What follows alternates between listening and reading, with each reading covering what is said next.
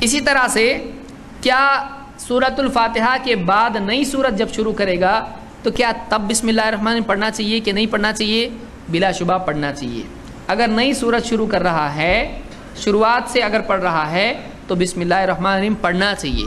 اگر بیچ میں سے کہیں سے بھی پڑھ رہا ہے تو اس کے لیے ضروری نہیں، کیونکہ قرآن میں بسم اللہ الرحمن الرحیم کہاں پر لکھا ہوا ہوتا ہے؟ بیچ میں، سورت کی شروعات میں۔ سمجھ میں آ رہا ہے؟ تو اگر کوئی شروعات سے سورت پڑھ رہا ہے تو بسم اللہ الرحمن الرحیم وہاں سے ہے، نہ کہ بیچ میں سے، اس کو یاد رکھیں۔ لہذا انس بن مالک رضی اللہ عنہ کہتے ہیں صلیت خلف النبی صلی اللہ علیہ وسلم و ابی بکر و عمر و عثمان، میں نے اللہ کے رسول صلی اللہ علیہ وسلم، ابو بکر و عمر و عثمان کے پیچھے نماز پڑھی۔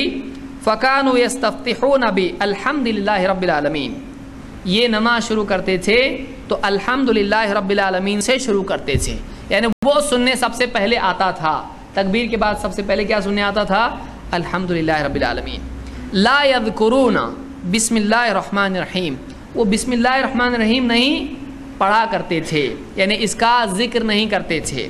فی اول قراءۃ ولا فی آخرہا، نہ شروعات میں نہ آخر میں، یعنی سورہ فاتحہ کے پہلے بھی زور سے نہیں پڑھتے تھے اور سورہ فاتحہ کے بعد بھی زور سے، یعنی نئی سورت کے پہلے بھی نہیں پڑھتے تھے زور سے۔ تو کیسا پڑھنا پڑے گا؟ آہستہ سے۔ اس کو امام مسلم نے روایت کیا ہے۔ آپ دیکھ رہے ہیں کتنا ڈیٹیل میں آتا ہے نماز کے بارے میں، کیا کیا ہونا چاہیے۔